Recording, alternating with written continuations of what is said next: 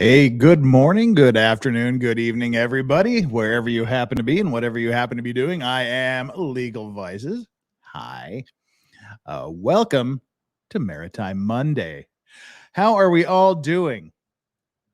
Today, we're going to be talking about the sinking of the Scandie Rose a couple of years ago, which is really a huge tragedy.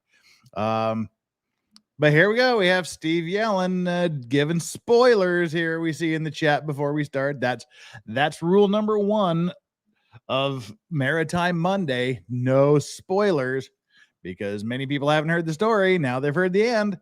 Uh, so that's rule number one. No spoilers on Maritime Monday. And kicking us off right out of the gate, Jillian N. gifting 5 memberships.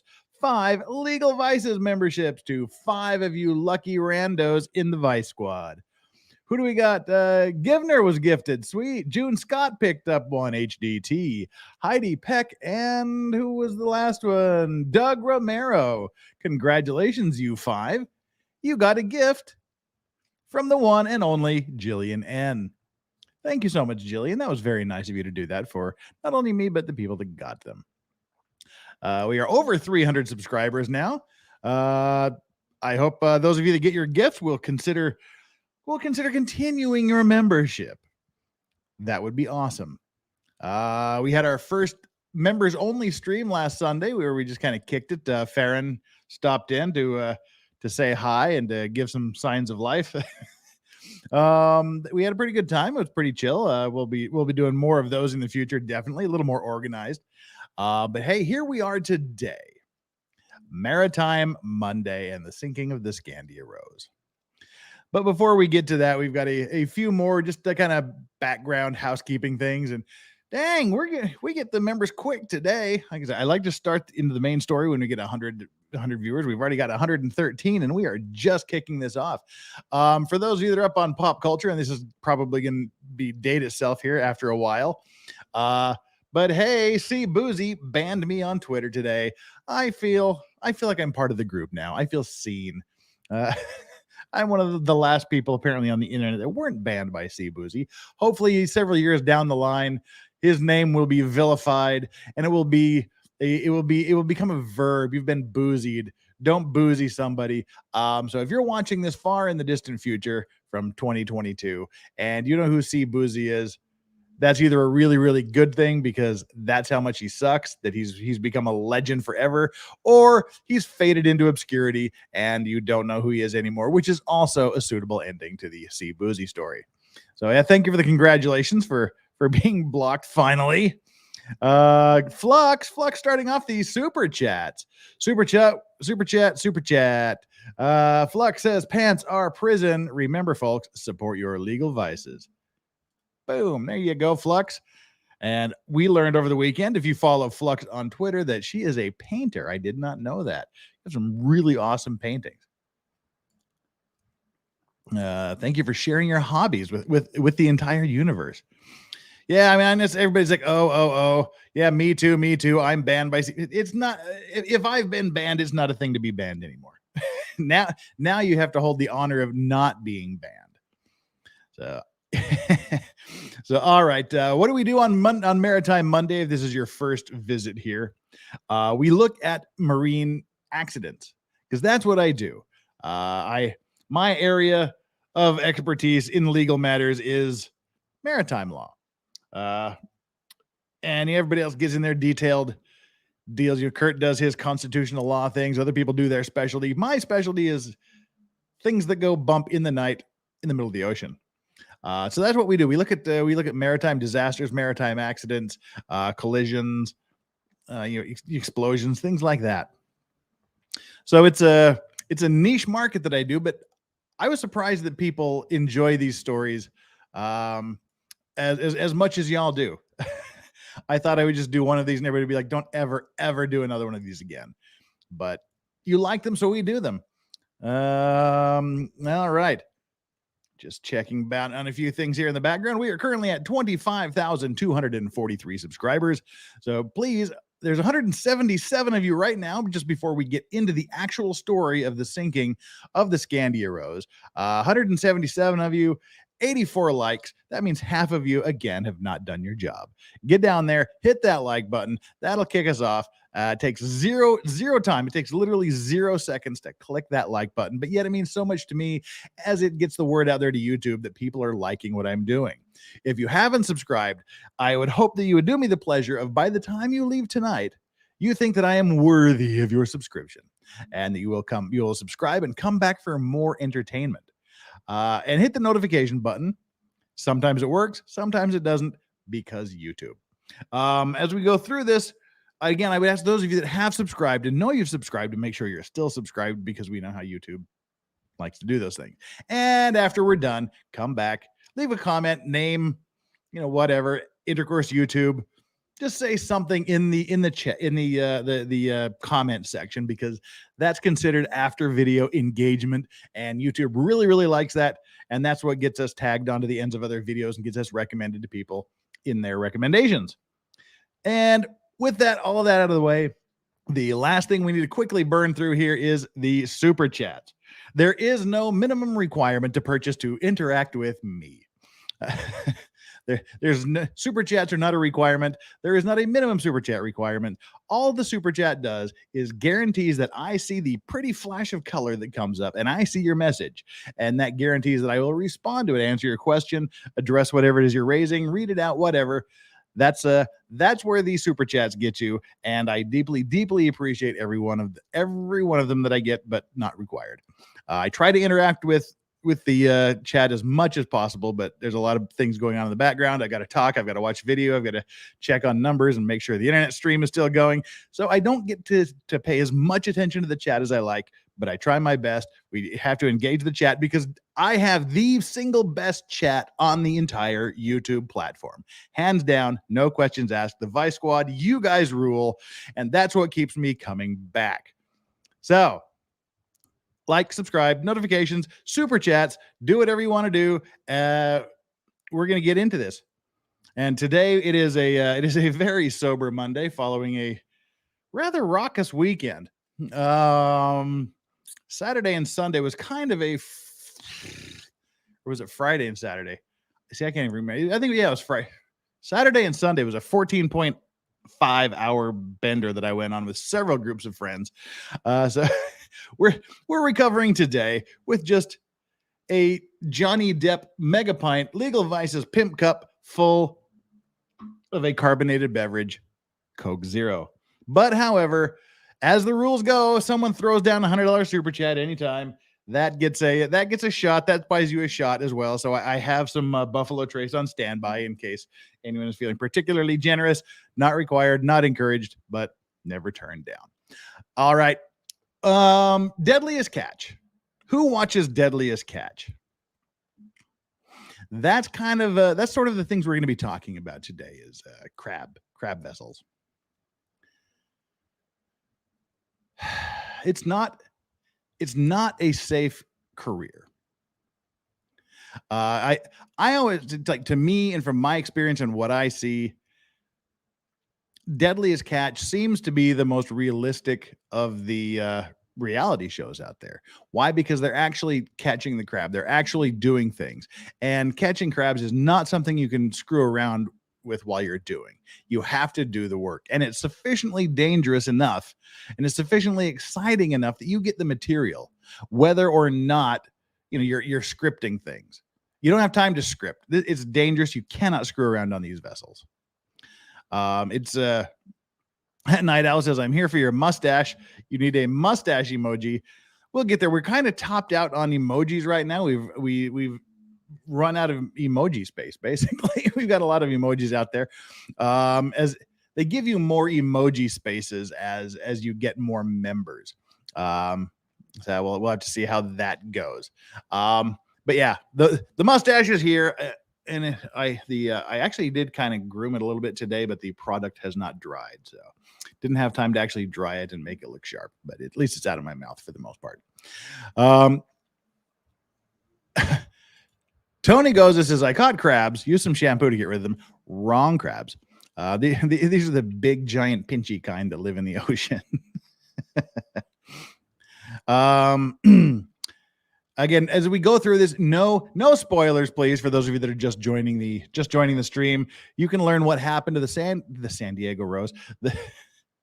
Sorry about that. The Scandies Rose as we go through this here. But again, so I don't know if let's do the quick little thing. How many of you watch Deadliest Catch? Just throw up like a 1 or a D. Throw up a D for Deadliest Catch in the comments. See how many of you watch Deadliest Catch. I'm fascinated by it because that's, as I said, that's the realm of law that I work in. Cargo claims, damage claims, collision claims, casualty claims, injury claims, death claims. Okay, so we have a lot of Deadliest Catch watchers. That's pretty good.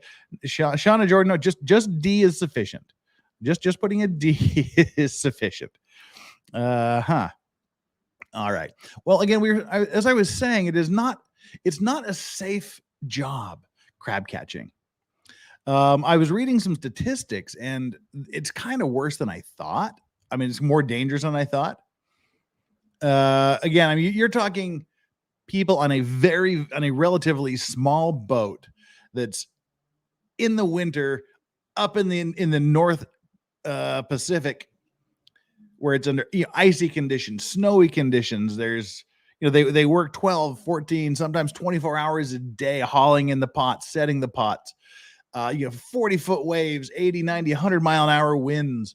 It's a dangerous job. And according to the people that make such statistics, they're saying that the fishermen who venture out on Alaska crab fishing boats face an average annual fatality of 115 deaths per 100,000 workers. So you're 115 deaths for every 100,000 workers. So that might not sound like a lot. Okay, you got 100,000 people out there, and only 115 of them die on an annual basis. I guess it is. Probably not an annual basis. Just who knows what the basis for the statistic is. Anyway, that's the statistic. 115 workers out of every 100,000. Now, okay, it is an annual fatality rate. So I mean, just that number right there. How many crab boats are there out there? But there's 115 people that die every year catching crabs. That's one every 3 days, basically. One every 3 days from an Alaskan crab fishing boats. 1 out of every 3 days, someone dies. Let's compare that with other job rates out there. The average job in the U.S. has a rate of 4 deaths per 100,000. So 4 deaths per 100,000 compared with 115 deaths per 100,000 workers. So that tells you you're looking at what, more than 25 times, 26 times as deadly as other occupations. It's not, and they make huge jack too. They make serious money in a short amount of time because they're working hard, they're working long, and they can, I mean, they tens and tens of thousands of dollars for 4 months work, but they work for it. And we're talking about one of the ships today. This ship I actually learned about. I remember watching the episode of Deadliest Catch where this ship was mentioned. So it happened. I remember when it happened, and then I was wondering because I knew it was during the crab fishing season in Alaska, and I remember wondering if it was going to be on Deadliest Catch, and it was. But this region in Alaska used to be the most dangerous crab fishing grounds in the entire United States. But the rescue efforts, the rescue protocols, the Coast Guard is working with the ships. The numbers have dropped half since 1990. So if you think about it, 1990, 2000, they've dropped by half in 30 years, which meant 30 years ago, there was 345 deaths per year on the Alaskan crab fishing grounds. That's one every day. One person a day on the average was dying in this industry. And they've all got families. They're all part of families, husbands, parents, children. They're all there. And so it's I guess it's kind of in a way similar to law enforcement. They're going out and you don't know if they're coming home. Me, I'm pretty much not guaranteed that I'm coming home from work, but the expectation is there that I will return. It's not like a coin toss or like a maybe not. So I admire these people that do these really, really difficult and dangerous jobs. I had a friend who's a pretty badass friend. He said he was going to go to Alaska and work on a crab fishing boat. He didn't make it. Well, he survived. He just couldn't cut it. And he was a big dude. He still is a big dude. But it was just, it was too much work for him. So let's take a look at this particular incident from the perspective of people in the area. Let me quickly pull up the video here. And again, as always, while I'm pulling up videos, that's a good perfect chance for you to like. We're still in 50% if you aren't doing your job. Get down there. All righty, bringing up the tab.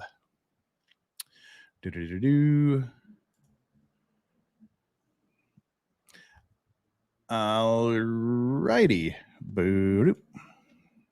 This is how most of the world became acquainted with the Scandies Rose. Vessel calling Mayday. Vessel calling Mayday. Okay, now I guess before we get started there, we have to go back here to this pon thing. First, they said calling Mayday. Vessel calling Mayday. Vessel calling Mayday. Pon. It's kind of self-explanatory right here, but what this is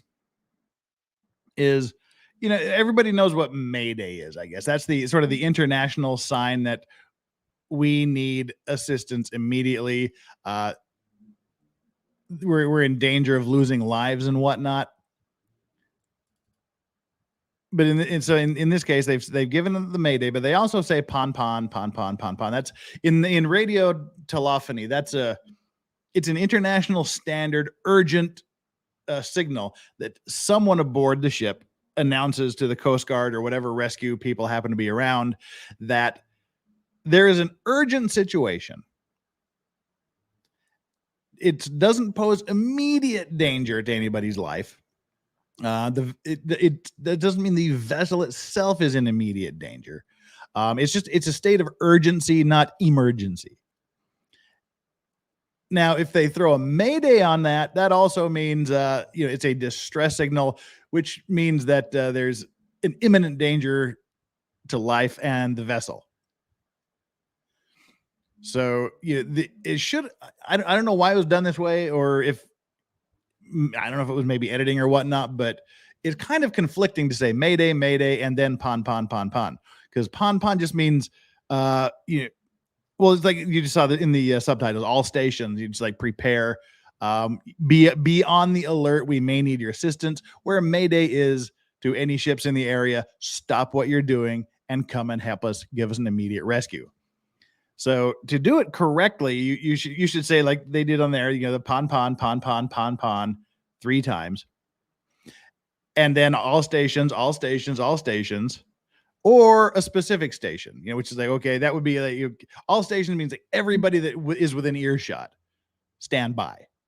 Or you can say like, whatever, I don't know where they are, Kodiak, Alaska. I don't know what the radio station there is. Be like, pon, Kodiak station. And that would tell them that station is the one that should respond. So that's kind of that's the international pon deal here. So that's what that means. It's a call to an urgent situation. Stand by. Stuff is happening. Can you imagine? I mean, these are your friends, even though you're competitors in the business world. It's such a niche market. I mean, you're friends with these people. You know them, and you're sitting out in the middle of the ocean, listening to your friends die. Essentially, this is people on the radio saying that people you've worked alongside, you've fished alongside, you've known for however long, they're out there in the middle of the ocean somewhere, dead or dying. And that's what you get to do. You get to sit there and listen to the radio. I mean, that would drive me nuts. Eve Barlow's Rotten Crush says chat filled with D's and butt. There's no butt plugs. That's a Baldo.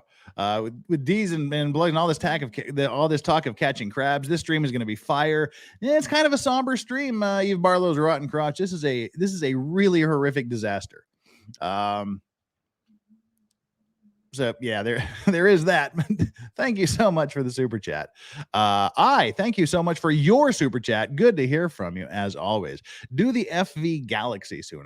FV stands for fishing vessel. That's why this is the FV Scandies Rose fishing vessel. MV stands for motor vessel. So things like that. Do the fishing vessel Galaxy soon. I've never heard of the fishing vessel Galaxy. If you know of a good, reputable, kind of all-encompassing video about it or news story, please email it to me at thelegalvices@gmail.com. Throwing the name out is helpful because then if I do need it and I do have time to do some research, I can. But if you send me supporting stuff, videos or news articles, that's much more attractive to me because that reduces the time I have to spend trying to find what's good. But you say your coworker was on that. The NMFS Observer. Okay. She was. It's a miracle she survived. Well, perhaps she would like to be a guest and we can go over the story together. Talk to your coworker and see if that's something that would be interesting. Because I would not be opposed to having a guest if they feel comfortable talking to these. Talk to me about these things. Someone else said it was COD 532. It says do the MV Derbyshire. Same thing. Here we are. So again, if there's a specific accident you want me to look at, videos are better because then we can do the react, we can pause, we can talk, we can break down other people's comments and react to it that way. But at least news stories, something like that I can use as a launching point. Wait, here we go. Korari says, is Korea cold? In the winter, it is cold. They had the Olympics here recently, the Winter Olympics. So yeah, it's cold. The summer is hot. Mr. Upper Torso, thank you so much for the super chat. I just noticed the final October Maritime Monday falls on Halloween, manifesting my wishes with dollars and suggesting the Kim Wall submarine murder case.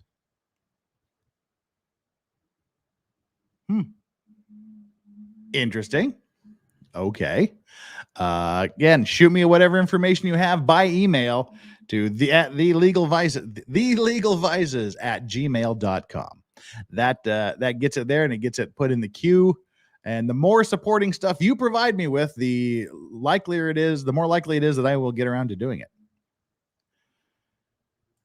Oh my. So yeah, just imagine. Again, thank you so much, Mr. Torso, for that super chat. That was incredibly generous of you. Gosh. Again, just imagine these are the people that you work with. These are your coworkers, your friends, your neighbors, the people that most of the Alaskan fishing people will live in Seattle in the off season. So these are the people you live with not only in your neighborhood, but also there in Alaska and then also out in the ocean. And you can do nothing. Just listen over the radio. Just listen as your friends and acquaintances die. Well, there's the end of that. Now, again, that's the deal. There's -10 below zero air temperature.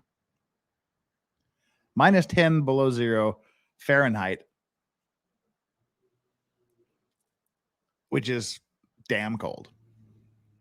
0 degrees Celsius is 32 degrees. So it's way, way below zero on the Celsius scale. And that's not the water temperature. That's the air temperature with wind and ice. And all you can do is just sit there and listen to that broadcast. That's where we start today. And that's how I remember just hearing about it in the there's like all these maritime news sites and publications and things. I remember seeing it there thinking, oh, I wonder if it'll be on Deadliest Catch. Well, that was the bit about the vessel from from Deadliest Catch. Lisa Vagel says, I just realized I became a member. Thank you for gifting. Whoever got Lisa's gift membership, thank you so much for doing that for her. Okay. We'll talk about this a little bit. Tina Reynolds says hypothermia would set in fast.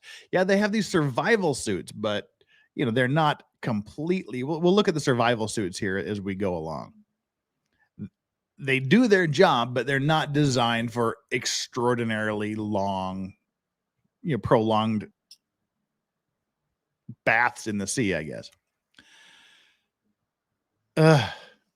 But okay, all right, this is the perfect launching point here. Isabella Rennie says being stranded in cold AF water would be unbearable. It can be worse, and you're going to hear worse.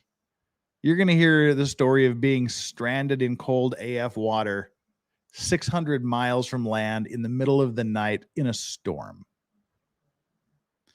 And before we get going, I'm going to have to make a video about this. I'm going to have to make a video about this that I can just refer people to. But JSD says, what about the Seawolf ferry sinking? Not going to happen. Never, ever, ever will I discuss that sinking here on my channel. That was essentially the single largest disaster in Korean history, basically. I mean, other than like the war and things like that. But yeah, you're talking like over 400 high school students lost their lives in the sinking of a ferry under really, really bad circumstances. But that is just hallowed ground here. You just don't talk about the Seawolf ferry here. It was on April 16th. Every April 16th, people wear like lapel pins and the little yellow ribbons to remember it. But it's just one of those things you just don't talk about. It's that sacred, I guess. It's that big of a memorial here that you just don't talk about it.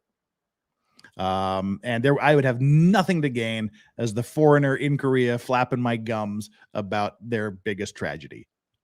So yeah, not going to be talking about that one. But if you do want to see some videos about the Seawolf ferry sinking, go to Brick and Mortar. Oh, and let me shout out to Brick and Mortar here again.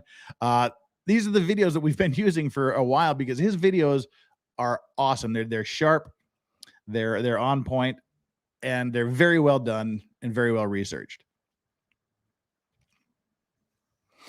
So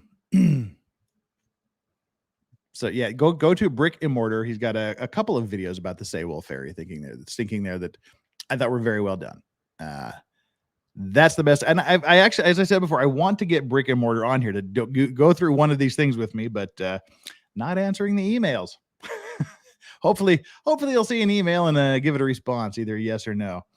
And Nuya says, the Seawolf sinking for me shattered the illusion that the South Korean Coast Guard has any competence. This is the reason why I'm not going to say anything about this. Commenting on things like that does me no favors as a maritime related law guy here in Korea that deals with the Coast Guard on a regular basis. Got nothing to win, nothing to gain from even talking about it. So that's the reason why we will never be talking about the Seawolf ferry accident here on my channel. But go to Brick and Mortar and watch his videos. So, all right, with that out of the way, I'm seriously gonna have to make a video explaining why I don't do that. But let's get on with the Scandies Rose. And this is a lot of what I do is fishing vessel incidents because not only is Korea a huge container vessel port, it's a big fishing area too. All of Asia is big for the fishing industry. And there's lots and lots and lots of fishing boats around and lots and lots of bad things happen to them. But this is a special case, so let's jump into it. It's not going to get easier by kind of hanging on and delaying here. And as you can see from the title of the video, Frozen, Dark, and Far from Help, the loss of the FV fishing vessel Scandies Rose.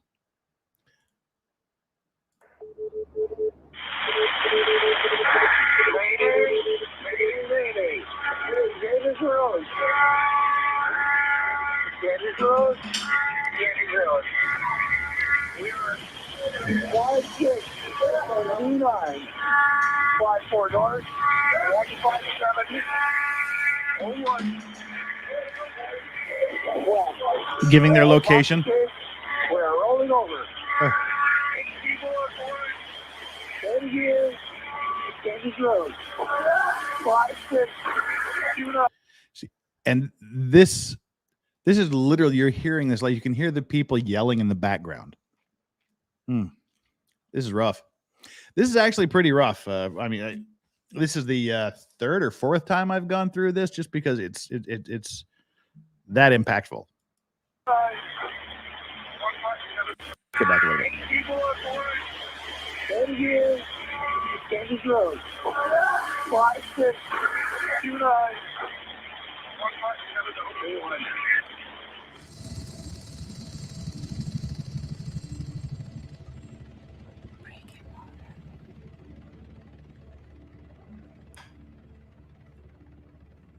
The Scandie's Rose, a crab vessel known in the industry for its stability, was the type of fishing boat deckhands would strive to work for. Known in local circles as the battleship or the tank, this vessel, like many other reputable workhorses in Alaskan crab fishing, earned the nicknames through decades of survival and success in brutal conditions. These conditions are unpredictable and can have deadly consequences, even for the most seasoned mariners. Laid down by Bender Shipbuilding out of Mobile, Alabama, launched in 1978 and originally named Enterprise, the boat was built for one purpose: pot fishing. Pot fishing vessels require expansive decks that will be loaded and offloaded constantly, stacked as high as the ship's bridge. Most importantly, their ability to remain stable being crucial throughout these operations.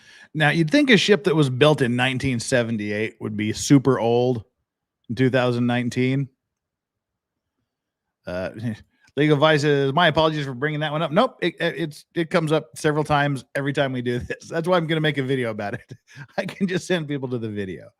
No worry. I mean, it's obviously it's something that people are interested in hearing about, but something I just can't get into. But 1978, you'd say, okay, that's a 40-year-old vessel. That's really, really, it is old, but as I said, these things are tanks. They're battleships. These things can last quite a while if they're properly maintained, repaired, overhauled regularly. These crab boats are some pretty solid things, which if you've watched Deadliest Catch, you know the conditions they have to survive in for 40 years. Crab season frequently sees these boats pushed hard through high seas, difficult navigation, freezing temperatures, and an often underestimated silent killer, the buildup of ice. Oh, yeah. The Enterprise would change hands in 1980. Ice builds up, and that totally changes the stability and balance of the vessel. You get a lot of ice packed up high, you go over. Renamed to the Scandie's Rose. Owned and operated by Scandie's Rose Fishing Company, LLC, it was essentially a one-ship company, common in the world of crab fishing. It's common everywhere. You have one company, you set up a paper company that owns a vessel. And then you have a parent company that owns all of the paper companies. But the reason for that is insurance and liability. If you have like the Scandie's Rose CO Ltd and the Titanic CO Ltd, and the same owner owns the Scandie's Rose company and the Titanic company, if the Scandie's Rose gets in an accident or causes damage, they can only go after the registered owner of that vessel, which would be the paper company that has no real assets other than the vessel itself. And they couldn't go after the Titanic because it's a completely separate vessel owned by a completely separate legal entity. And the consultant says that's why the Grand Cayman exists. There's lots of, they call them flags of convenience, which is basically countries that make a good chunk of their money by licensing, by setting up paper companies and then registering vessels there. Caymans, Panama, weirdly landlocked Mongolia. But if you're going to buy a vessel, I would recommend not registering it in Mongolia. But yeah, there's a lot of countries that are just set up. Cyprus is a big one. That's what they do. They register these one ship, one companies. So this is owned by is owned by a paper company, or maybe there's a few real people, but there's no parent company that owns them. Hope that made sense. At a length of 130 feet or 39.6 meters, the Scandies Rose would also feature a width or beam of 34.6 feet, a draft depth of about 11.3 feet, and a gross tonnage of 195. Powered by twin Detroit diesel 12-cylinder engines, total horsepower would be about 1,610 or 805 horsepower to each screw. This setup providing enough maneuverability to navigate unforgiving Alaskan waters. With no major incidents to speak of prior to December 2019, and only minor modifications during routine repairs, the Scandies Rose remained mostly as built throughout its life. The vessel had seen operation in waters like the Puget Sound, Bering Sea, Gulf of Alaska, and was the subject of Episode 8 in Season 16 on Deadliest Catch, airing June 2, 2020. The Scandies Rose was captained by 45-year fishing veteran Gary Cobbin Jr. Part owner of the boat, Cobbin was a man known by his colleagues as a great captain that was surprisingly safety conscious and the most experienced fisherman they'd ever met. He saw frequent success in Alaskan waters, the ship and captain well known to the industry and enthusiasts alike. In spring of 2019, the vessel received a thorough valuation by independent third party Fishermen's Maritime Services Incorporated. The Scandies Rose hauled out at Loverick Shipyard near Seattle for dry dock inspection, then floated in freshwater nearby for service suitability. The vessel's owners, considering the boat's sale, needed to determine market value prior to moving forward. These inspection companies check vessels like these professionally, from stem to stern, electronics to engines, toilets and plumbing to decking. Every corner and weld inspected and conditions evaluated. The total market value determined after a 3-month-long process to be $3.5 million, the value it should sell for, but a replacement value of $15 million if lost. In fact, noted by the inspection company, the vessel is well constructed with very good scantlings and workmanship.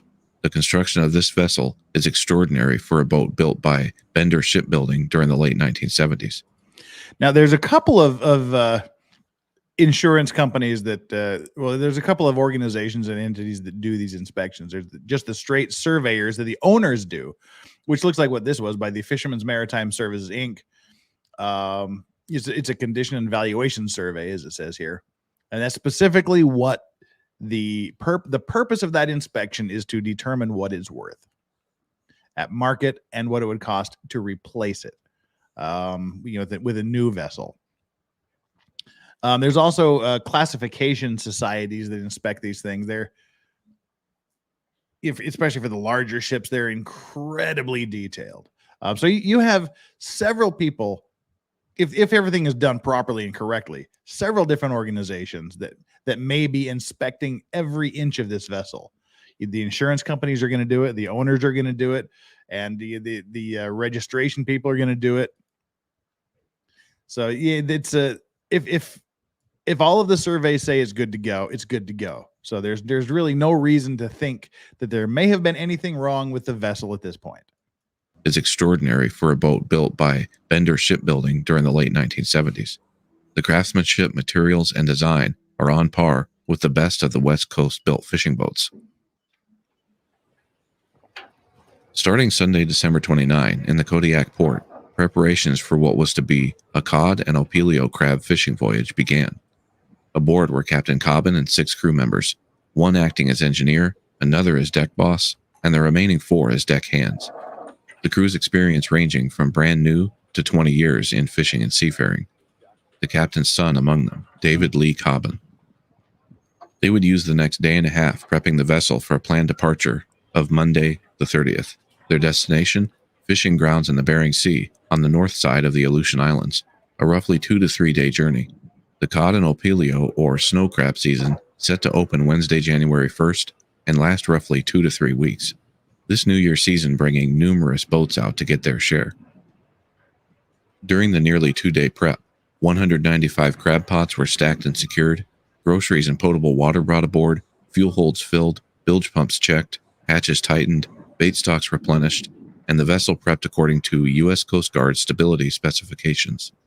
On Monday the 30th, The captain covered safety drills with the crew, providing instructions on donning survival suits, Okay, those are fire the survival. suppression. Those are the survival suits right there we were talking about. These are the the emergency I'm in the water survival suits. So you can see they're heavily insulated. But again, that's not going to protect you forever in the water. And a non-hamster asked a very good question. We talked in the beginning about the term pon, which is the all stations, everybody look out, be on the alert. We have an urgent situation. But Mayday actually started like in the early to mid 1900s, I want to say.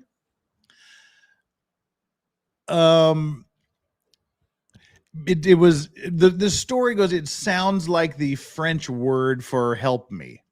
So that sort of became the international deal, Mayday, which I don't know how close Mayday is to whatever the French pronunciation is, but it sort of seemed like something everybody could say. So that became kind of the standard. And you say it 3 times. You should say all of these emergency radio things, like pon, like I said, pon, or mayday, or all stations. You say things 3 times. Why do you say it 3 times? So you get it into your head. So you don't get it confused with something that might sound similar.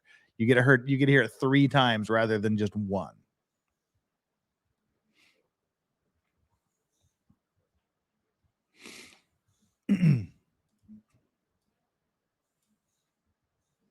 So there we go. Back to the preparations for their voyage. Life raft locations and operation, the location of the vessel's emergency position indicating radio beacon, or EPIRB, and how to perform mayday calls using comms equipment on the bridge. Crew members would describe Captain Cobbin's routine safety drills as very thorough. The crew also discussed weather forecasts along their proposed. So here you can, I said we'd talk about these a little bit more. Here you can see sort of the specifications for the suits. A person in calm 32.5 degree Fahrenheit water, that's 0 degrees Celsius, can be there for between 30 and 90 minutes. With the immersion suits, the expected survival time under the same conditions ranges from 2.5 to 5.5 hours. So without it, you might live 90 minutes if you're lucky. Without it, you've got up to 5.5 hours, depending on whether the suit leaks or stays dry. The immersion suits on the Scandies Rose were equipped with a lifting ring, white whistle, strobe light, reflective material, and an inflatable pillow. The majority of these suits were located in a cabinet on the bridge of the vessel. The night of the accident, the immersion suits were accessible and sufficient number for each one of the crew to have one.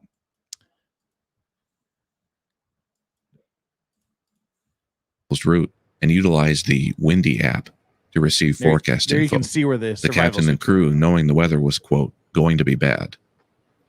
The forecast called for heavy gales and warnings for heavy freezing spray. However, rough weather is generally the norm for these mariners, and these areas in the Gulf of Alaska are notorious for it. In fact, several other vessels would leave out that same evening regardless. The Scandies Rose got underway from the port at Kodiak by 8:35 p.m. Monday, December 30th. The intended route would see the vessel pass through Kuprianov Strait, then southwest toward the Shelikof Strait, and on through False Pass, opening to Betchavin Bay, and ultimately the Bering Sea. On a steady southwesterly course at a speed of 8 to 10 knots, the captain would be at the helm in 6-hour shifts, each remaining crew member alternating in for 1-hour shifts each, covering the opposite 6 while the captain rests. Then the rotation would repeat. These vessels often maintain such schedules to allow ample rest time, but also because mariners aboard typically need to gain crucial experience in all manner of seafaring. Each vessel may have their own variation, but in general, deckhands are expected to wear many hats, as it were. Each crew member also making the rounds at the end of each watch to ensure engines, auxiliary equipment, and other systems are in good working order. Ice accumulation in these waters is common. Although difficult to fully predict, it was thought to be factored in when using those predetermined stability calculations. When freezing spray from wind and waves begins to accumulate, the gathering ice becomes heavy, changing the center of gravity, creating weight imbalances, causing heavy lists, even capsizing and sinking vessels. So I don't know if you've seen on some of the deadliest catch programs, they'll worry about the ice buildup, and then they'll have to go out and literally just hammer the ice with sledgehammers off parts of the ship so that they don't capsize. Although commercial fishing deaths in U.S. waters have been declining steadily over the past few decades, the dangers are ever present. The FV Destination, a fishing boat similar to the Scandie's Rose, capsized and sank and lost all souls aboard in February of 2017. We're going to talk about the that vessel one too. found by investigators to have been overcome by ice accumulation on its fishing pot stack, leading to we'll be talking about the Destination at some point as well. This is also on my list of things to talk about. To a deadly, unrecoverable list. In icing conditions, the mesh of fishing pots acts as a sort of catch net, increasing accumulation drastically. After a long investigation, though, it was also found that the Destination had left port overloaded, its stability compromised beforehand. Stability, or to oversimplify, a vessel's ability to remain upright and not roll over, plays a crucial role in the world of shipping, and understanding it is vital for any master and crew, from the smallest rowboat to the largest container ships. The combination of ballast water, fuel and oil acting as ballast, securing cargo, the overall load carried on decks before, during, and after weight change, load shift, fishing, stacking, unloading, all these factors must be accounted for in maintaining stability, especially crucial if the vessel is meant to navigate rough waters. These fishing boats and their crews make their living navigating rough waters. And as we've talked about in several of the maritime cases we've talked about, a lot of times this the ballasting and the position of the oil, the fuel tanks, the ballast water has created dangerous situations and contributed to accidents in many categories. I mean, if you're leaning one direction, you want to ballast the other side so it brings you into balance. You load water here, pump water out of there. You transfer fuel to a different fuel tank so you can keep the ship in balance. Because if you've got a bunch of ice and then things stack up on one side and start to list, but you've got all of your ballast on that same side, you're not going to be in a good situation. Alan Tempest asks, "Where are all the mods tonight? Are you lonely? Are you lonely, Alan? You're a lone mod here, aren't you?" Alan's feeling lonely. There's only him here tonight. I believe Rose had said that she had something to do today, and there may be some mods lurking out there somewhere. Mods, if you're lurking, come and be mods. Yeah. But again, a big shout out to the mods. You guys keep this thing going. You all rock. Back at it. Oh, well, never mind. Yeah, we'll go back at it here for just a little bit longer. And then we will talk some more. Let's clear these two questions that were asked. Why don't ships have small motorboats in them, asked Tina Reynolds? Mainly because these are sort of smaller vessels. These crab boats are pretty small. As you may have seen at the beginning, it's 30 feet, like 10 meters wide. There's not a lot of place to put another boat on the small boat. Plus, it is stacked front to back with these big crab pots. But they do have life rafts. They have life rafts in there. They'll come into play here later in the evening. And Alan, again, where's all the mods?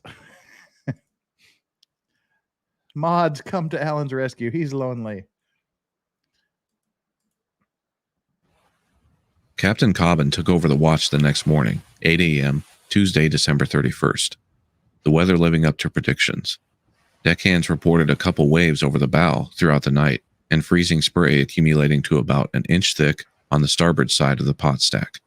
The crew noting that it was not enough to require removal yet, and many captains in the industry stating they don't attempt ice removal until at least a few inches have gathered.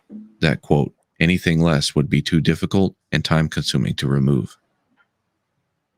Ice removal also requires the vessel be idle and somewhat sheltered, like a cove or natural bay, ensuring spray is reduced in the meantime, pointing into the wind and minimizing dangers to the crew as they negotiate icy, exposed decking, climbing over and maneuvering around pot stacks, wielding heavy tools like sledgehammers in efforts to break it off. Despite the poor conditions, the vessel maintained an even keel, the winds at an approximate 30 to 50 knots, with 20 to 30 foot seas. The Scandies Rose had transited the Shelikof Strait, entering more open waters. At 11:18 a.m., the captain placed a call via satellite phone to the fishing vessel Amatuli. The Amatuli was en route to Dutch Harbor. Several hours prior, it had made the same journey, but chose to navigate around Kodiak Island to the south due to differences in tides. The Amatuli's captain, majority and managing owner of the Scandies Rose, spoke with Captain Cobbin for about 12 minutes. The conversation, however, was fairly unremarkable, the only reference to conditions being the Amatuli's captain stating they'd pulled into a sheltered cove briefly as the weather was, quote, foul. Captain Cobbin remarking at the end of their call only that it was, quote, very cold, his vessel was experiencing light icing, and the sea conditions were poor. Again, for fishing operations like these, though, just another day at the office. And these guys just have balls. I mean, they've got massive big balls to go out here and do this day and night in the middle of the winter, in the middle of these huge northern Pacific storms and things. It's just crazy. There's no way I'd do it. I mean, I'm not even going to pretend I'm that awesome of a guy. At about 2 p.m., the captain ended his watch and the Scandies Rose crew began their 6-hour rotation. The vessel's average speed had slowed a bit from about 8 to 6.5 knots, but was still maintaining a steady course to the southwest. Weather conditions deteriorated throughout the afternoon. The vessel churning its way through high seas, the spray increasing from both worsening weather and the bow crashing through wave after wave, this spray freezing and ice accumulating further. By 7:15 p.m., a crew member woke the captain for his evening watch. Once on the bridge, the two discussed the deteriorating conditions. The vessel had developed a 2-degree list to starboard due to ice buildup on the pot stacks and superstructure. At this point, though, 2 degrees was not exactly concerning. More importantly, ice buildup was at roughly 2 inches, and the vessel could correct this by transferring fuel within tanks. The fuel already acts as ballast, and shifting it to maintain stability temporarily, while not ideal, is also somewhat commonplace, especially under the circumstances. The boat's engineer already assuming it would be needed before the captain even asked. By most industry standards, fellow captains and peers agreed they'd have made the same decision to press on. See, and that's the one thing you're going to see in this.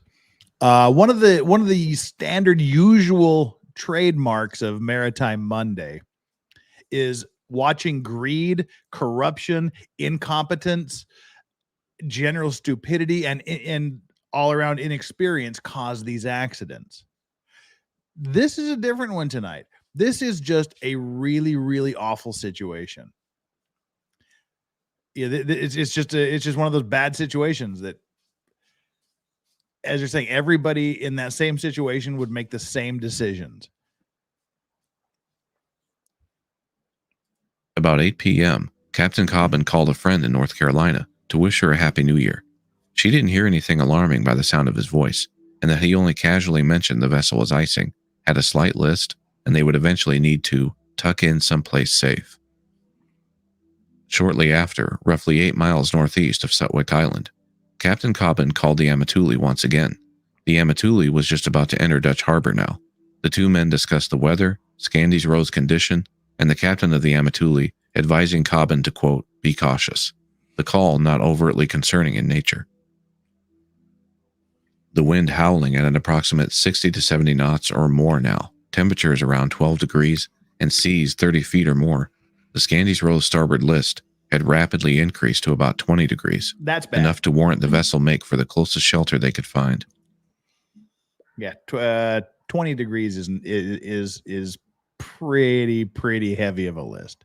It doesn't seem like it. I mean, from straight up, it's what, maybe it's about 20 degrees. But as you get further up on the axis, it's 20 degrees right here isn't much.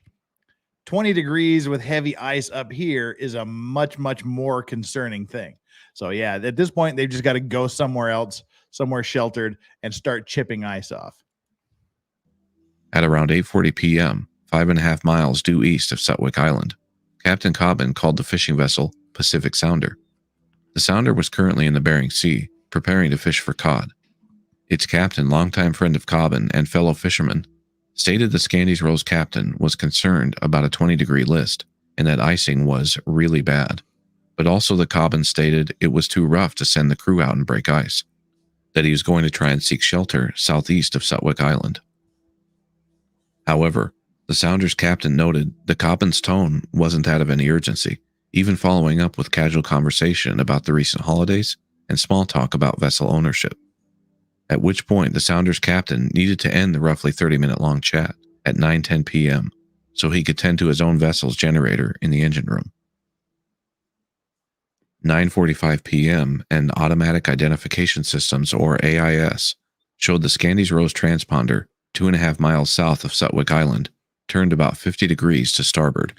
Now, every ship, every vessel will have this AIS. And basically, it's just on any radar in the area, it will show the name of the ship and other pertinent information, speed, heading, things like that, if you target it on your own system, on your own radar system. So it's just basically, it's an identification, as I said, it's an identification system. Just in case you were wondering. The vessel altering to a northwesterly course toward the refuge of Sutwick's natural southern bays. The captain on the Pacific Sounder had completed his task in the engine room at about the same time, 9:45 p.m., when he decided to call Captain Cobbin back. He grew instantly concerned when the veteran captain's normally stoic tone had changed, telling him worriedly, "I don't know how this is going to go. The list has gotten a lot worse." The connection was abruptly cut, and the Sounder's captain attempted to call back 10 or more times, but the system could not connect. On board the Scandies Rose, icing had become so overwhelming on the starboard side, after what was thought to be sudden bursts of even more violent gales, that the now rolling vessel, creaking and groaning under the stress, jolted 2 crew members from their bunks below decks, friends Dean and John. The vanishing angle of the fishing boat in its current state, or the maximum degree of list after which a vessel becomes unstable and can no longer right itself, was approximately 30 to 35 degrees. I mean, that's kind of a morbid description, is the vanishing. That's the point of no return. It's like that's the angle where you just vanish after that.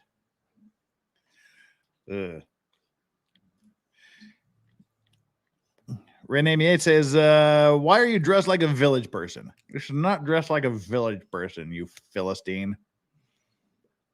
This is a genuine official from Poland, Polish fisherman captain's hat.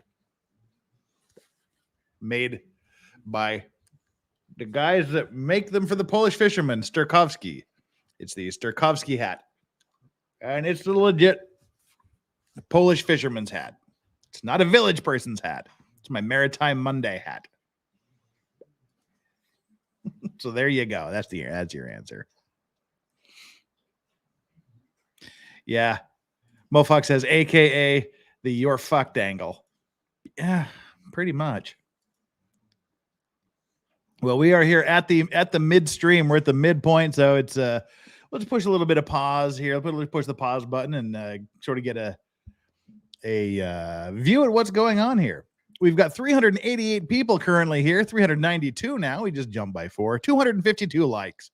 And I know there's been a changing of some of the viewers because the average view is right around 20 minutes, which is fantastic for YouTube. So that means we've had a changing of the guard. Go on, guys, jump down there, get another 200 likes. Those of you that haven't hit that like button, please smash that for me. Listen to my mods. Well, we have 2 mods here tonight that are actively participating. So listen to them, smash that like button. If you haven't subscribed, please do. I would love to have your subscription. This is kind of the thing we do. We do this every Monday, unless there's some other reason not to. On other days, we discuss other legal matters. For example, tomorrow, I know none of you will be surprised or particularly pleased. We're going to dip our toes back in the Johnny Depp Amber Heard trial tomorrow for some news and updates and rumors and gossip and things like that. Wednesday will probably just be a straight talk from me, sort of a rant about something. I haven't decided what I want to rant about yet. There's so many things. Thursday will be our O.J. Simpson trial. We're reviewing some highlights from the O.J. Simpson trial. We're going to be doing a little bit of Cato Kalin, and then we're going to spend a couple of weeks dealing with the absolute racist cop Mark Furman's testimony and F. Lee Bailey completely dismantling him. So, and then Friday is the Unexplained, where we talk about wild and crazy things. So there we go. All right. That's what's coming up this week. So hit that like button, hit the subscribe button, notifications. And again, as we go through, if you want to do a super chat, that is a guarantee that I will read your question and answer it, or you comment on whatever it is you have to say. Otherwise, we'll just continue doing what we're doing and trying to get as many of the chats in as possible. But super chats guarantee it, not required, but guarantees. So, all righty, let's jump back into the vanishing angle and see what has happened. All right. Becomes unstable and can no longer right itself was approximately 30 to 35 degrees, down considerably from about 40 to 45. When the Scandies Rose was on its southwesterly course, those near hurricane-force winds, almost perpendicular to the vessel, were blasting it steadily on the starboard side.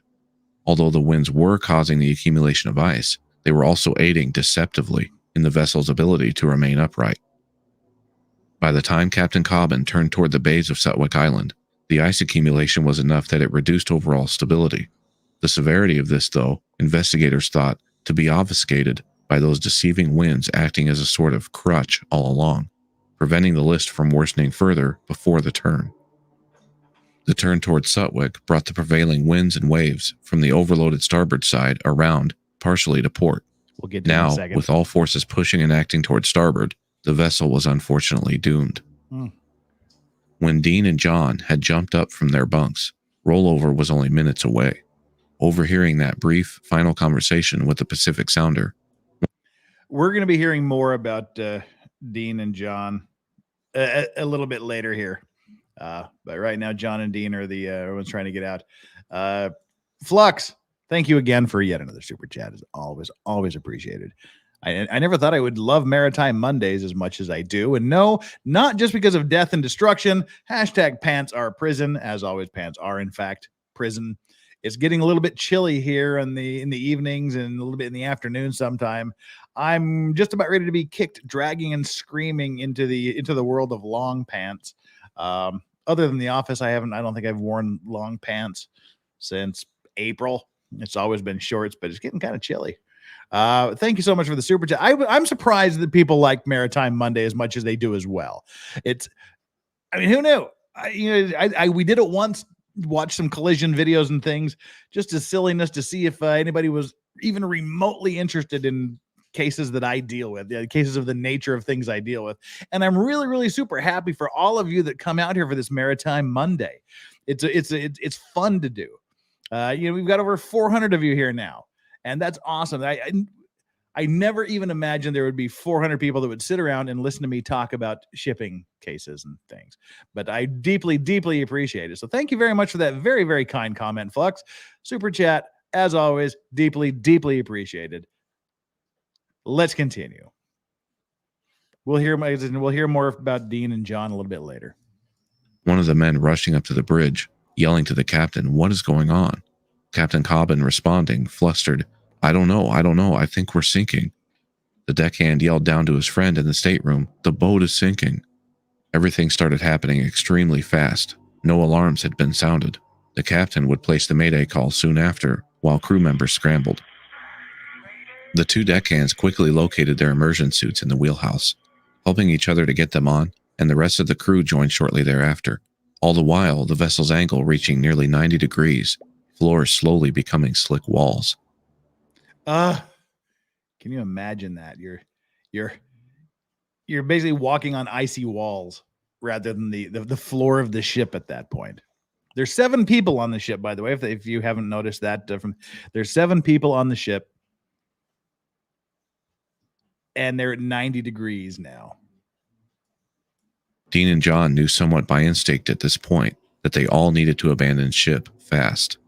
Helping a couple others with their suits was proving nearly impossible in the confusion and quickly worsening situation. They described the scene as pure chaos. Several of the men still inside screaming, "We're gonna die, oh my god, we're gonna die," hyperventilating in sheer panic. John and Dean also, quote, freaking out internally, but trying to talk calmly to each other, determined to take those few potential steps toward survival. With their suits on, John and Dean exited via a portside door to get out on deck, the immersion suit's big, bulky gloves making it difficult for articulation. The Mayday call by Captain Cobbin was broadcast at approximately 9:55 p.m., at some point amidst the chaos and panic screams surrounding him in the wheelhouse.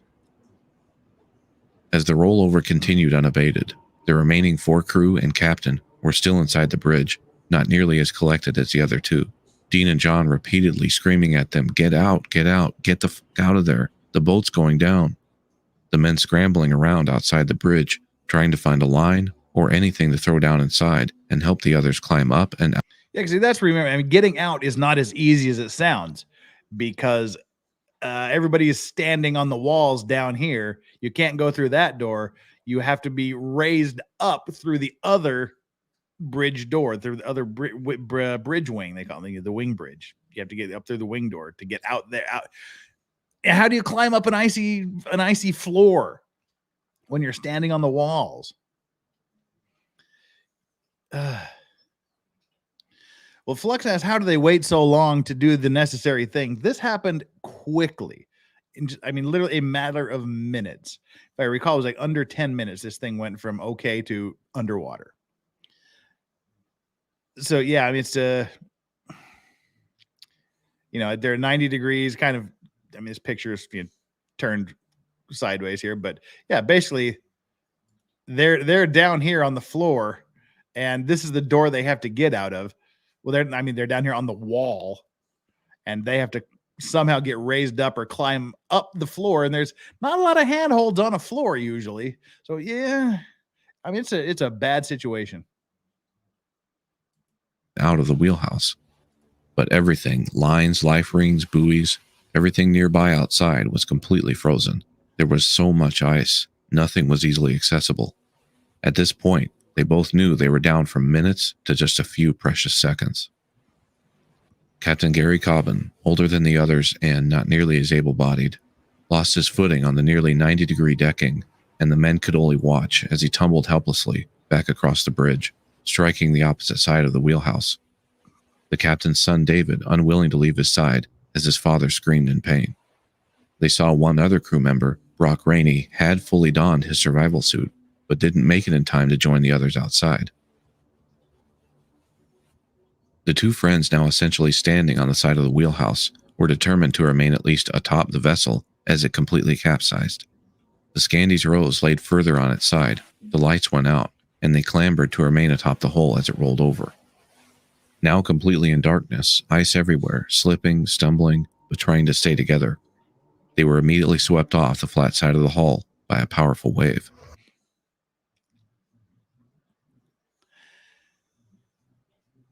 Yeah.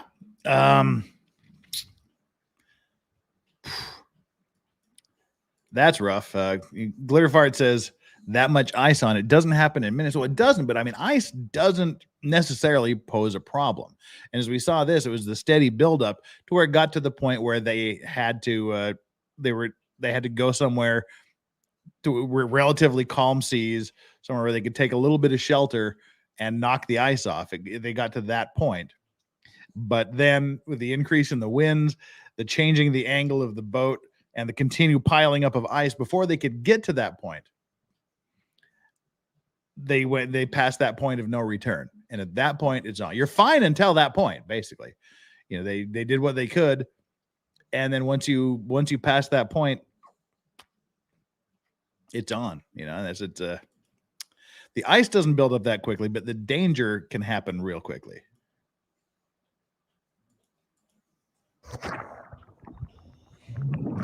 The conditions still deadly, with waves 30 foot plus, wind gusts anywhere. Can you imagine pitch black in the middle of the ocean with ice and snow and the waves at 30 feet, 10 meters high, and you're just in this little suit?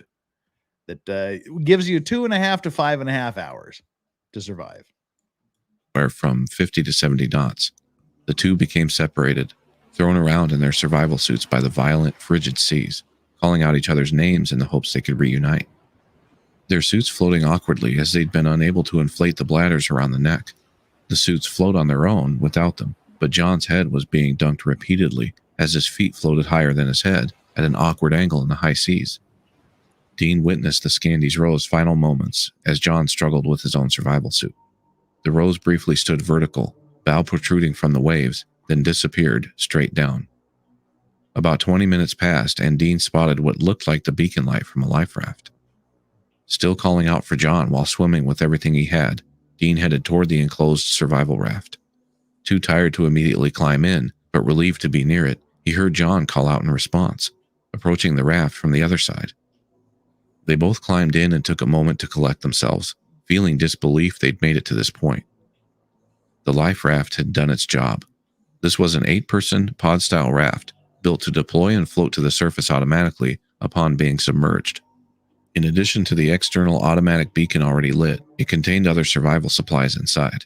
The men were aware of this and rummaged around for whatever they could find, hoping to make their presence known through the dark, deadly weather and waves. I'll get one more sentence. The beacon outside going dark after only 10 minutes or so. Yeah, there you go. That's the last sentence here, and I want to pause it for a little bit.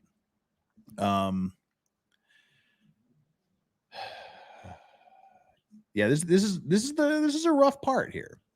I mean, they get blown off the side of the ship from the wind and the waves. They struggle around in the water, and then miraculously, a life raft floats to the surface and does its job. And then they've got to struggle to get to that lifeboat. And then when they get there, you've got to have the energy and the ability to climb up on that thing. Dogs are back there behind me. Sorry. So yeah, you've got to have the energy to get on the lifeboat, and they did. That to me is in and of itself just a complete and utter miracle that they managed to do that. What I want to pause this here so you can kind of hear what it was like. Hang on real quick here. Jillian Ann, thank you so much for the super chat. I love the super chats tonight. You guys are doing great. Thank you so much. Love Maritime Mondays. You're so knowledgeable. I send healing. Those affected and the incidents are often great studies of at least 3 of the 7 deadly sins.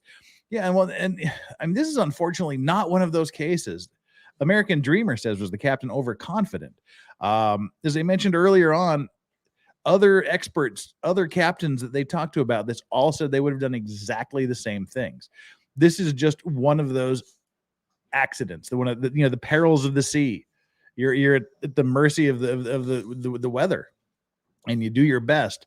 And as they said, this was one of the sturdier ships. They called it the tank or the battleship. But what was it like here? I mean, Dargy, stop. Dargy's bothering Yoda. What was it like to be there? What was it like to experience this? Well, we know we can get some kind of an idea of what it must have been like on the Scandies Rose at that point in time, because Dean did an interview, and we'll watch Dean's interview here now.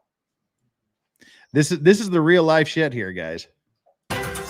Tonight, one of the 2 fishermen who survived hours at sea after a Seattle-based boat sank off Alaska is sharing his harrowing story. Dean Gribble tried to save the crew on board the Scandies Rose, but 5 of the men are still lost at sea. KOMO's Gabe Cohen sat down with Dean for an interview you'll only see on KOMO. This is the one that I was wearing. Staring at his survival suit, Dean Gribble can't explain how he's still alive. Think about the other guys. Now they're not here. Dean was the new deckhand on the Seattle-based crab boat, the Scandies Rose, recruited by his friend John Lawler for a 4-month trip. We knew the weather was going to be bad, but again, that boat's a battleship. We go through the weather. But on New Year's Eve, their second night at sea, Dean and John awoke as the Scandies Rose was tipping. He yelled down. He goes, Dean, get up. We're sinking. I go, what? So what do you have to do in a moment like that? Pray. It was frantic as the boat turned and the Man. 7-man crew scrambled to escape in survival suits. So I started passing out the suits to everybody, telling them to get them on. And I'm freaking out. The boat's going down. Like, it's going fast. It's fast. Dean and John stepped out into the frigid air. The boat was on its side. I'm screaming at these other guys.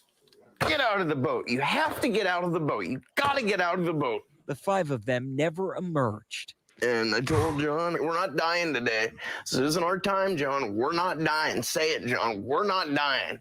Said it back to me. We're not dying. Even though in my mind, I knew we were dying. Then a massive wave took them into the icy water. There's the silhouette of the boat standing straight up. Kind of just rocking back and forth just slightly. And then it goes. Just like the Titanic. And the scene went dark. As I'm floating there, just kind of thinking about how I'm going to die. But as the boat sank, a pressurized raft came to the surface. Here's my mission. I'm going to get to that raft or I'm going to die trying. Dean reached it, then helped John get in. And they waited for 4 hours as their suits iced over until a light appeared. It was a Coast Guard helicopter. It's a very beautiful moment. Those guys, I don't know how I can thank them enough. Dean is now recovering in Western Washington with his fiancée, Mary. I'm just so happy. He painted this picture of the Scandies Rose. That's a really fucking powerful painting right there.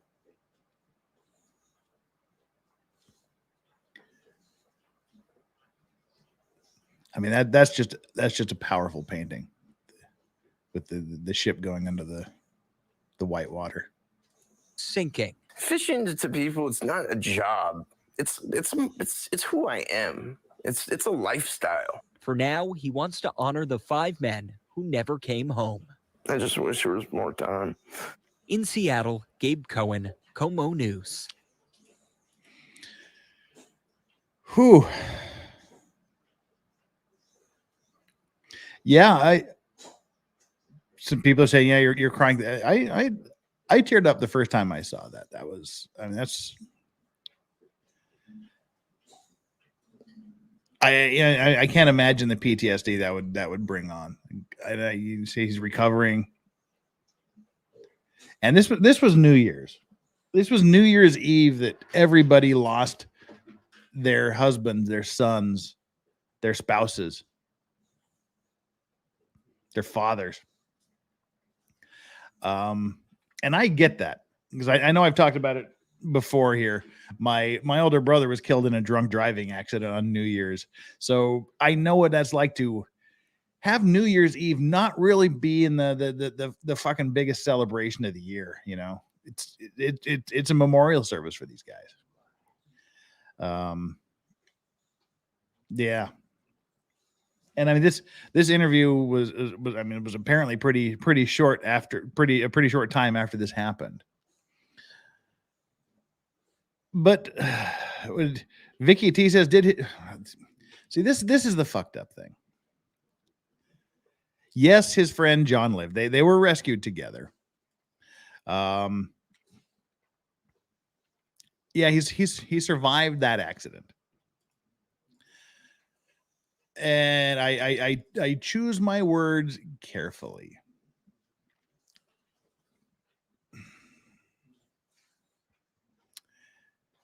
He survived that accident, but unfortunately, about 2 years later, November 3rd, 2021, the man who died over the weekend in a South Anchorage motorcycle crash was one of the 2 survivors of the fatal sinking of the fishing boat Scandies Rose. The crab boat was lost on New Year's Eve 2019 west of Kodiak Island with 7 crew members aboard. 2 fishermen were rescued wearing survival suits, but 5 others were never found. John Lawler, 36, was one of the survivors and had lasting trauma from the tragedy, according to an online fundraiser started by his family. As of Wednesday, they had raised more than $20,000 to help pay for funeral and other expenses.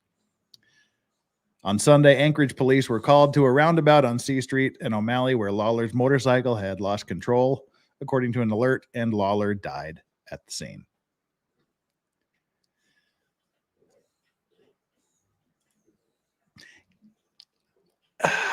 Yeah, so he survives that, suffering from the PTSD from that, and then gets taken out in a motorcycle accident 2 years later. And that was, 10 months ago? Yeah.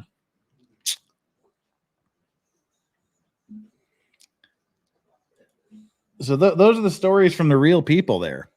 Let's continue on with the story. There's no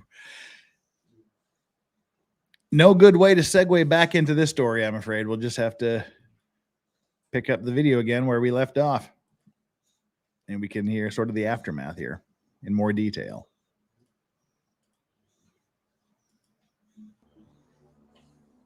The suits that had saved their lives thus far were also quite cumbersome. Dean struggling with the, quote, Gumby gloves to open the small packages and boxes in the survival kit. The immersion suits being all one piece meant the gloves can't just be removed either. The suits were also allowing enough water inside that the men could feel it, hampering their ability to stay warm and creating extreme discomfort. The raft had steadily been taking on water as well, the seas splashing in and all around, and pieces of survival kit that were on the floor weren't floating.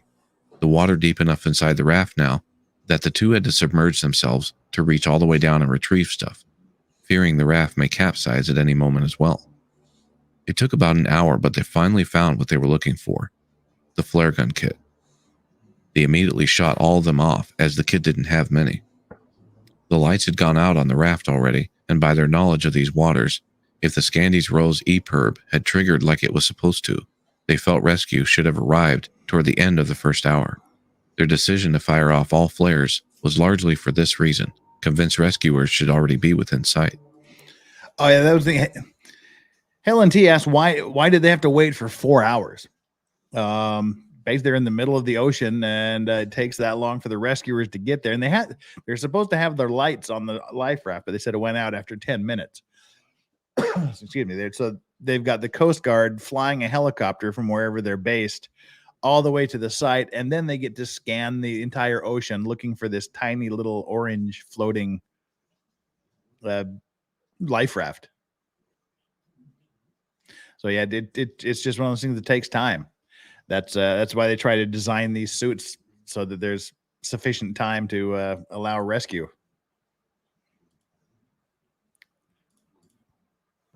But the first hour became the second became the third. The cold was setting in, the men were soaking wet, frozen, feelings of hope fading into confusion, despair.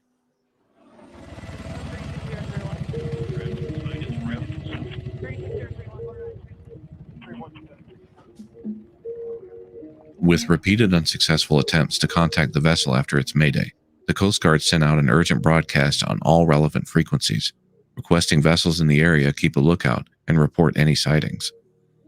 When the Coast Guard contacted the fishing vessel Rough and Ready directly via satellite phone, the fishing boat was about 25 miles due west of Scandie's Rose last known position, one of the closest in the vicinity, but they were unable to assist due to their own struggle in the abysmal weather conditions.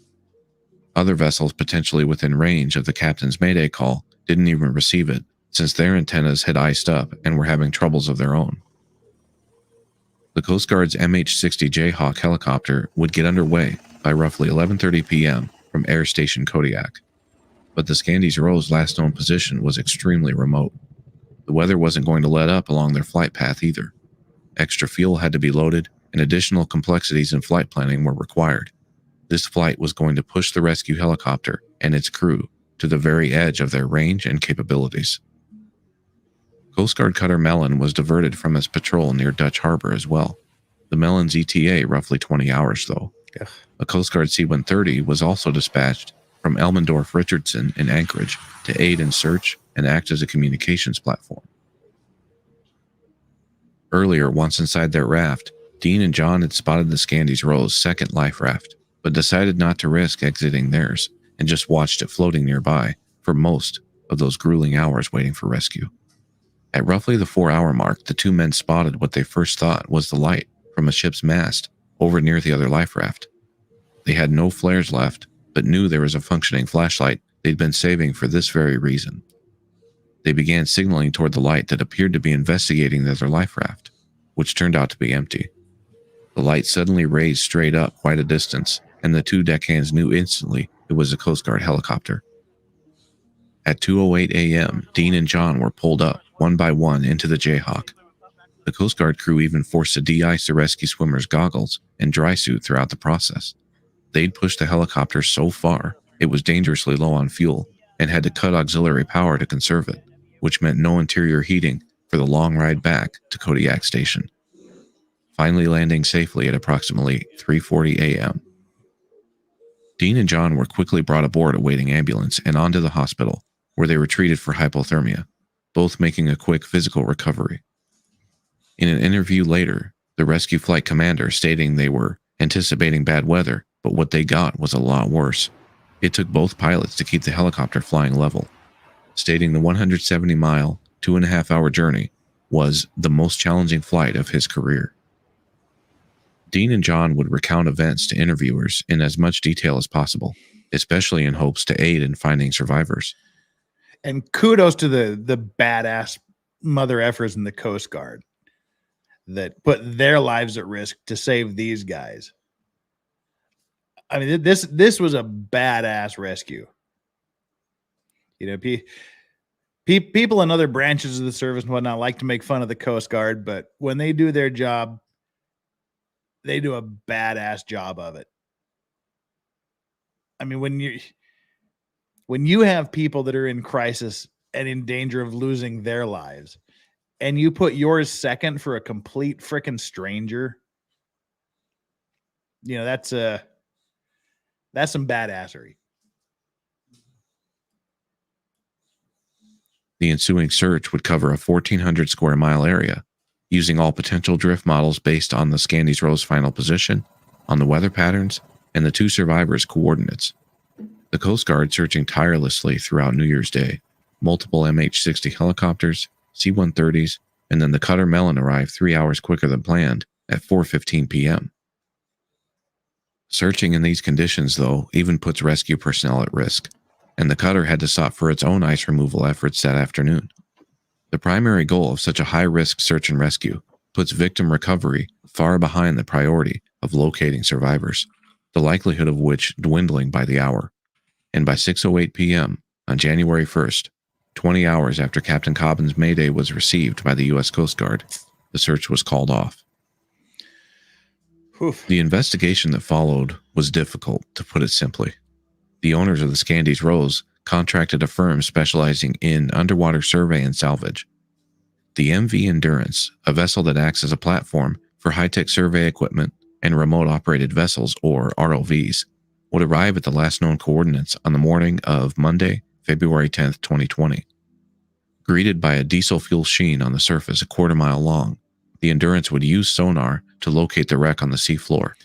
Yep, that's how a lot of these accidents are found, by the oil that's leaking up from the wreck, and you follow the oil slick to where the ship is.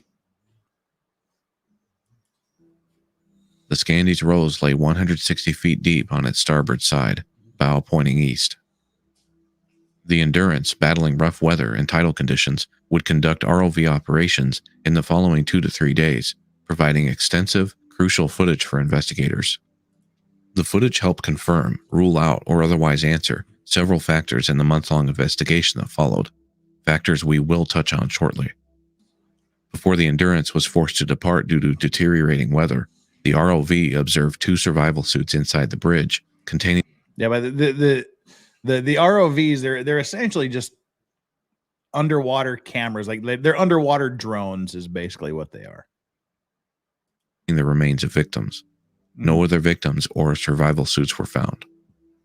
On May 11th, 2020, the Coast Guard sent a letter of presumed death for the captain and 4 crew members to the victims' families.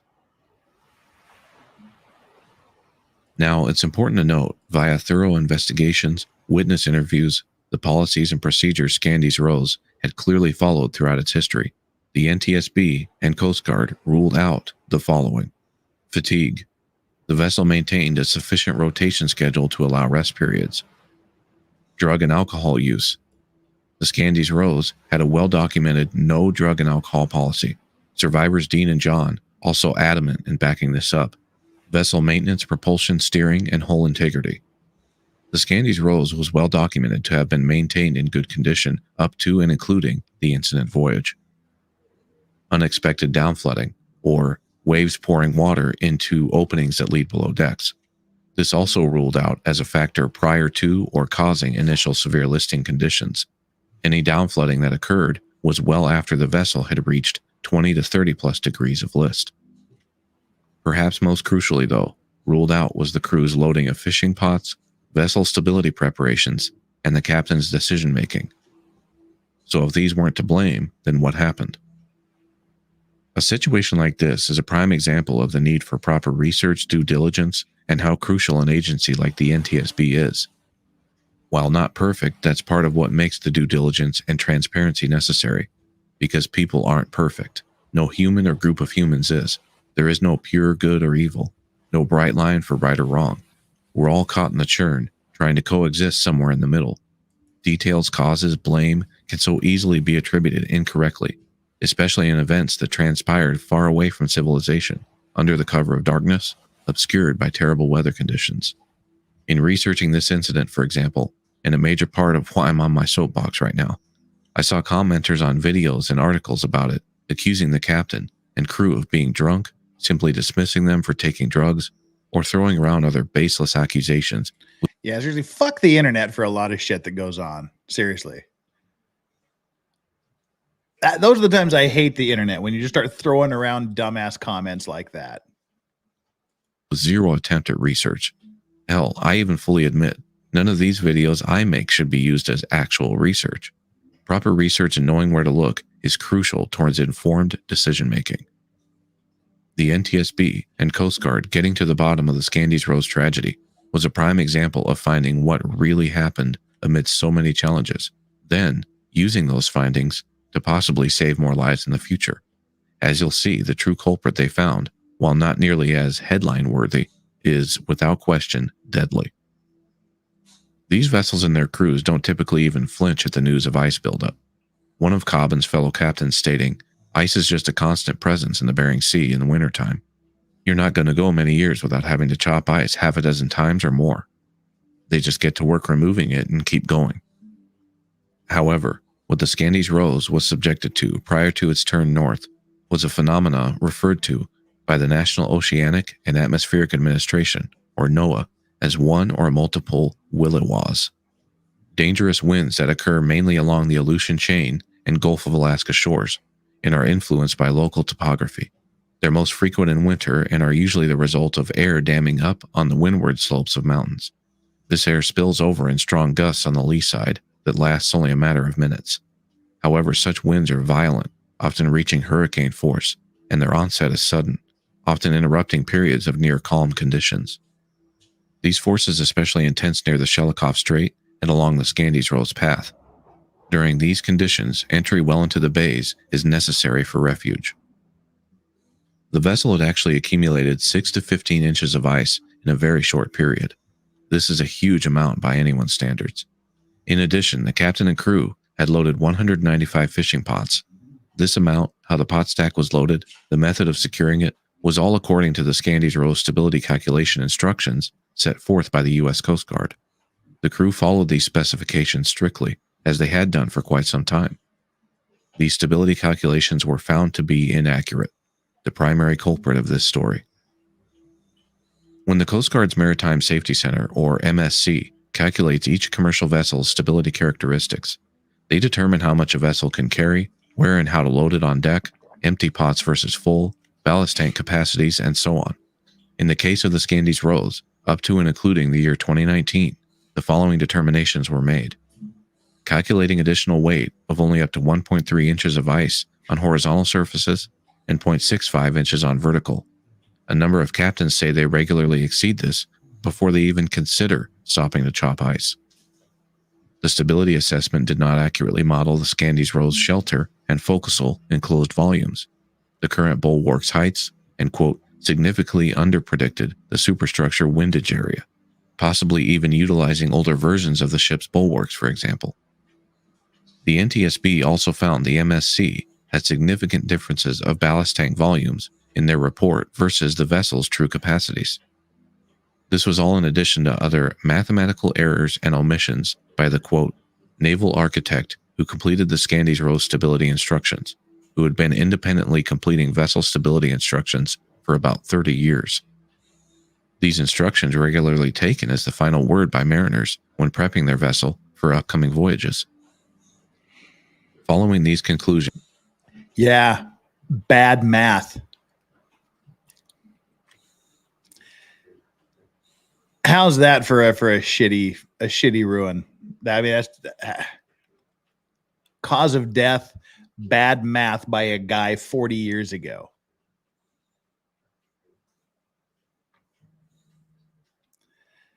That's got to be rough. I mean, how do you deal with something like that when you're looking for answers? You're looking for something solid, and that's the answer you get at the end of the day was bad math 40 years ago is what led to this accident. the NTSB recommendations would be to the Coast Guard and their Marine Safety Center, evaluate further the effects of icing on crab pots and pot stacks, especially when accumulated asymmetrically. The regulations at the time assumed even distribution only, and as stated, only up to about 1.3 inches. Apply these and other updated calculations to regulations and oversight programs for fishing vessels going forward. Require owners, shipmasters, and chief engineers of commercial fishing vessels to complete training and demonstrate competency in vessel stability and watertight integrity. Require that all personnel carry manually activated personal locator beacons, or PLBs. Ideally, these would be worn at all times by each person working on commercial vessels at sea. See, these are the things. I mean, this isn't the lack of these things that they're now requiring aren't what caused the accident. The NTSB does it, and the Koreans, they have the KMST, was it the Korea Maritime Safety Tribunal. They examine, they determine the cause of the accident, and they do that for two reasons.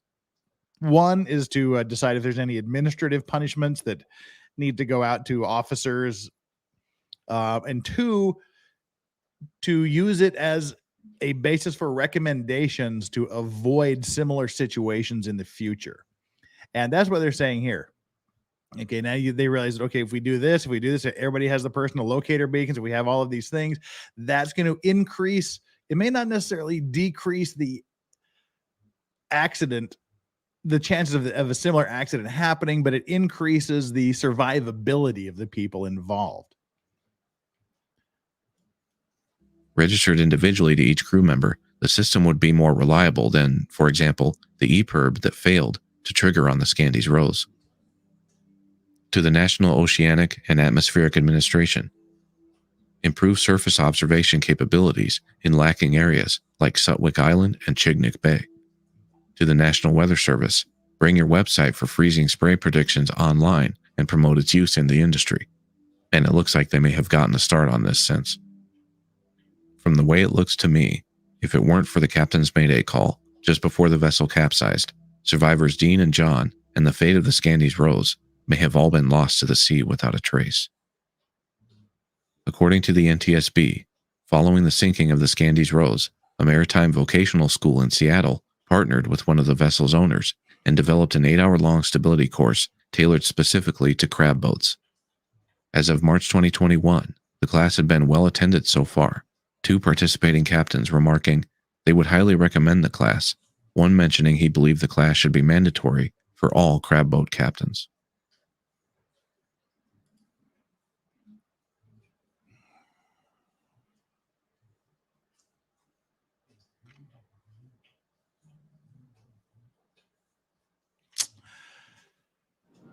Well, there we have it.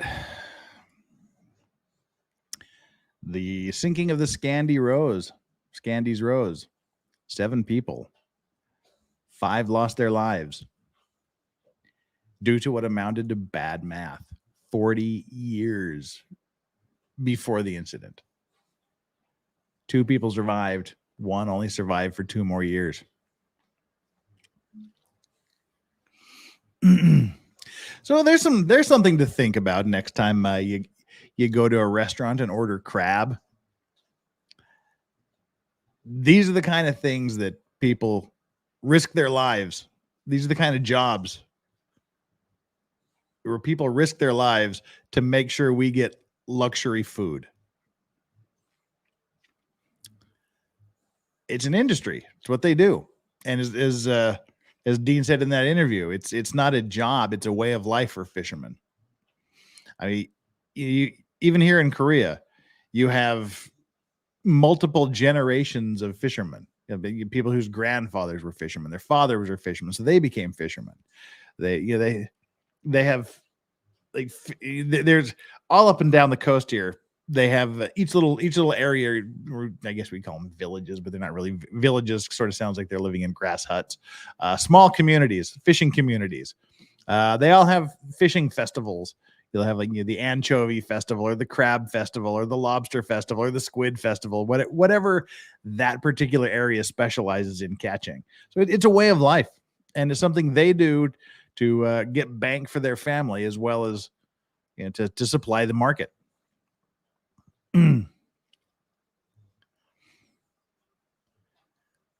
Yeah. Yep. Well, there's again. That's another cheerful Monday. We've got another Maritime Monday.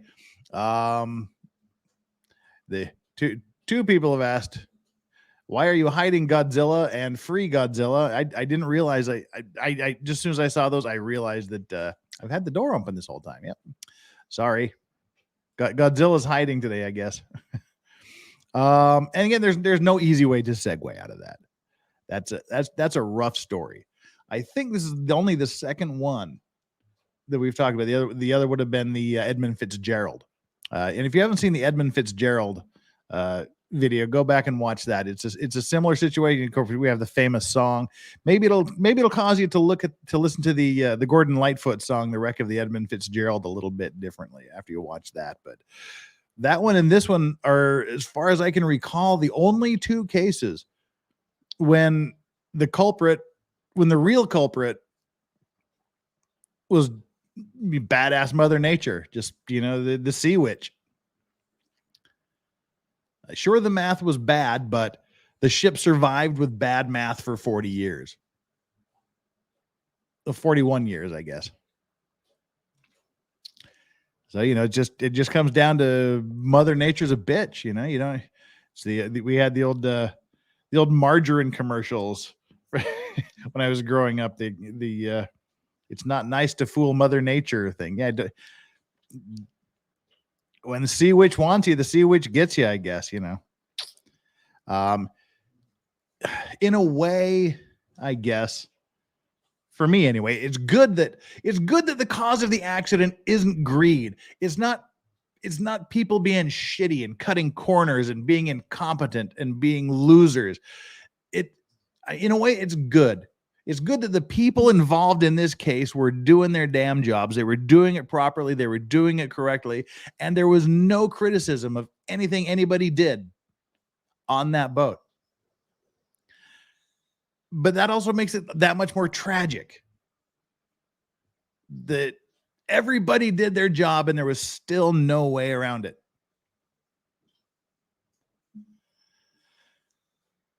Ugh. Yeah, Vicky T says sometimes shit just happens. And that's it. You get that freak interplay of unusual and freakish situations. And bad stuff happens. Have you covered the SS Eastland? Never heard of the SS Eastland. Again, if there's any, we'll say this again, if there's any specific things you want me to look at that you find particularly interesting, the biggest thing we're looking for is videos of it, video explanations like this, from Brick and Mortar and other people that do these kind of videos. There's like some marine horror sites that we'll probably be looking at more in the future.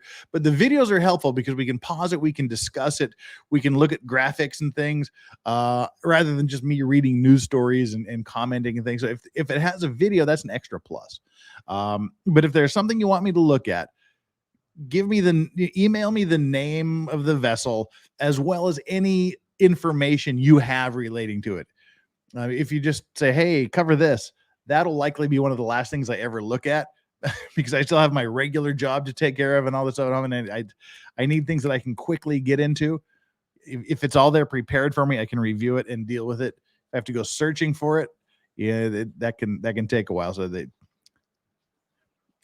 Estonia, again, just if you go back, I think I'm making playlists for things. So if you go back, and I have no idea if I've done a playlist for the Maritime Mondays. I think I have, but I'm not sure. Go back and check the playlists to see what I've done and what I haven't done.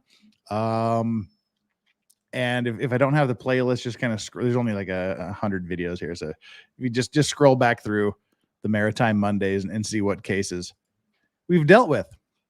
And if there's ones that haven't been done, then it'll all be good. Oh, wow. So what are your thoughts? You throw up some thoughts. We got a little bit of extra time here. We got 10 or 12 minutes to go, and we'll just call it a 2-hour stream today. Let me hear your thoughts. I mean, I don't even know what it sounds weird. I don't even know what thoughts I'm really looking for. I mean, just what's going through your mind when you're watching that? I'm curious to see if any of it's the same stuff that I'm thinking about. Now, there's a Halifax explosion that's on the list. The Halifax explosion. Yes, it's on the list. Yeah, Ember Fox says he's the only one that's alive. Yeah, I mean that sucks. You know what? But what do you do? God, I mean, the survivor's guilt just must be crushing, just crushing.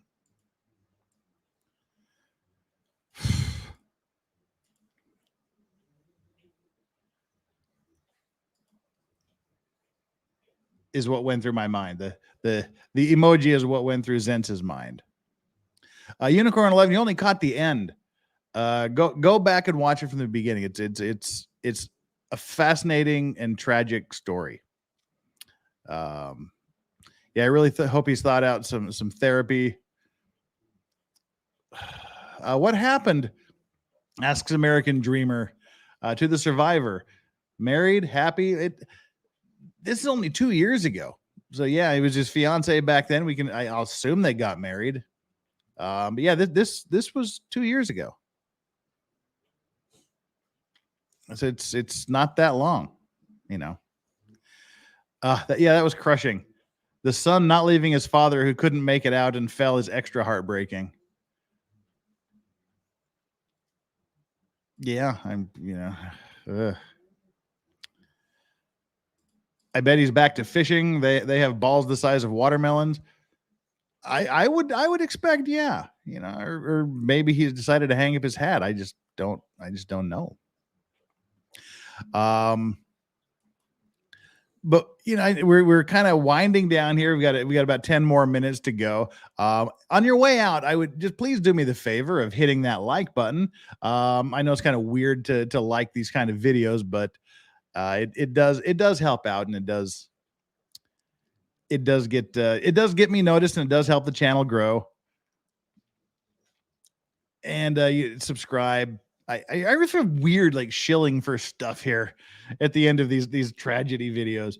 But if you like what we have to offer here on Legal Vices and you're enjoying being part of the Vice Squad, get down there and hit that subscribe button. I would appreciate it, as it helps the channel grow. Vicky T says you should dump us into Aussie Overlord. I will. That's my plan. Don't worry. Man, these are rough. they really are. You know, there's no, especially these ones where it's just Mother Nature. It's just the weather. We think, you know, we've got all these things. We think humans are these badass people. We are such insignificant little spots on this giant planet, and this planet is such an insignificant little speck of dust in the galaxy, and our galaxy is a tiny speck of dust amongst the other galaxies. I mean, that's how insignificant and useless we are from a grand perspective. You know, it's ugh.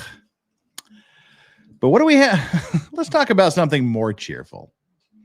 Darth Hideous says, anyway, I got places to be. Darth Hideous, hey, do me a favor. Hit that like button. Again, like button, subscribe. And if you have subscribed, make sure you're still subscribed. Join the Vice Squad. Sign up for a membership. We've got 3 levels of membership. And we just kind of hang out here. We're going to be starting to do some of the members only streams where it's just chill, where you support me this entire time with your views, with the super chats, and the members only stream. That's going to be where I give back to you, where it's just chill. There's zero grifting. there's nothing that I want. I just want to sit down and go through the chat and just pay 100% attention to the chat and get to know you better, and you can get to know me better, and we can hang out. We can talk about things, and get along. Yeah. Mother Nature is brutal in real life. Final Destination. That it is. Well, dang.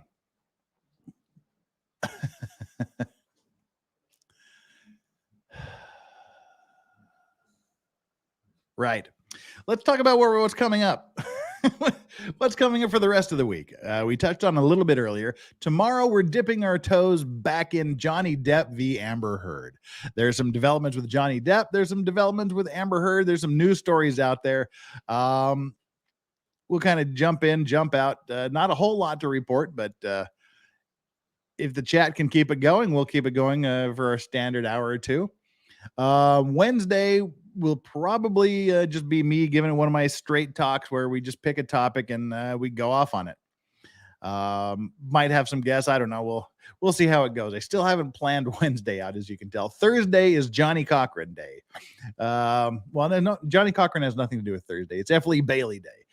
We're going to go back and revisit the O.J. Simpson trial and part of our weekly look at highlights from that trial. This week is going to be about a 15-minute video summarizing. See, the problem with the O.J. Simpson trial is it was so long.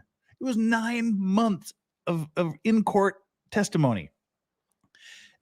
Even insignificant witnesses like Kato Kalin was on the stand for 5 days. And so there's no way you can watch it all, and there's no way I can watch 5 days of testimony and edit it down into a 1 or 2 hour video every week. So we're gonna hit a 15-minute highlight point of Kato Kalin, and then we'll move into racist cop Mark Furman. And I've said before, today we don't drop N-bombs the way we used to back in the day. The N-word is now how we euphemize that is the euphemism we use. Execation says, is Farron alive? Yes, Farron is well.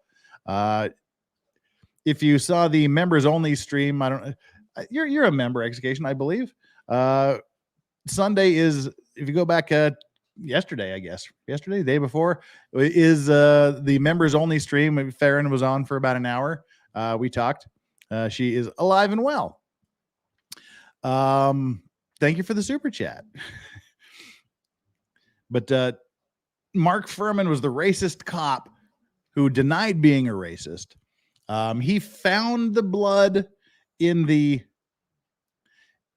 Ford Bronco. He found the glove that was behind Kato Kalin's room. There's shady mofo. We're not going to do much with it. I don't think we're going to do anything for his direct examination. We're just going to watch superstar lawyer completely dismantle Mark Furman on the stand. His cross-examination, if I recall correctly, was 4 days, maybe 3 or 4 days. But we're probably going to take 2 weeks to review that. There's the two main days are the last 2 days of his testimony, where F. Lee Bailey sets him up. So, word of warning, we will be patrolling. Again, I do not do censorship of chat unless it's something that's going to get my channel yeeted, or they're spamming, or you're shitting on guests. When I have guests on, if you want to say shitty things about the guests, go to their channel and say it. But I treat my guests with respect. But for this one, it's going to go a little bit long because we have the 2-hour word police with YouTube. There is some serious N-bombs coming down the channel on Thursday, so be warned there. There's the reason that we say the N-word today and not the actual N-word is because of the O.J. Simpson trial, basically. F. Lee Bailey was dropping N-bombs. Mark Furman was dropping N-bombs. And Chris Darden, the prosecutor, he refused to say the N-word. And that's when they started referring to it as the N-word. So the reason we say N-word is because of the O.J. Simpson trial, essentially.